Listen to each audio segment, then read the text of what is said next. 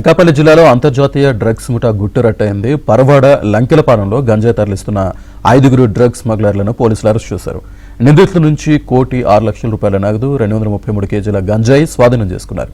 పట్టుబడ్డ నిందితుల్లో తమిళనాడుకు చెందిన షేక్ అజ్మల్ ఖాన్ ఇంటర్నేషనల్ స్మగ్లర్గా గుర్తించారు.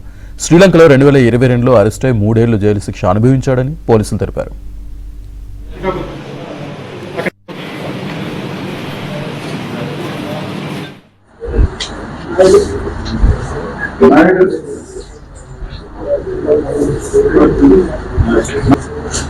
ఇందులో ఒక ఇంటర్నేషనల్ డ్రగ్ అఫెండర్ ఇంకా 4 అక్యూజ్డ్ ని కూడా అరెస్ట్ చేయడం జరిగింది.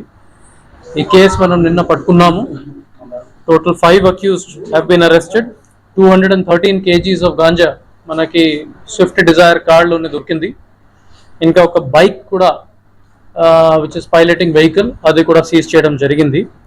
పరవాడ పోలీస్ స్టేషన్ లిమిట్స్ లో క్రైమ్ నంబర్ 177/2026 కింద మన కేసు రిజిస్టర్ చేసేసాము. ది ఫర్దర్ ఇన్వెస్టిగేషన్ లో మనకి ఏం తెలిసింది, మెయిన్ అక్యూజ్ ఇందులో అజ్మల్ ఖాన్. అతనే original native of Ramanathapuram district of Tamil Nadu. కానీ అతనికి ఫ్యామిలీ కొంతమంది నర్సీపట్నంలోనే సెటిల్ అయ్యారు.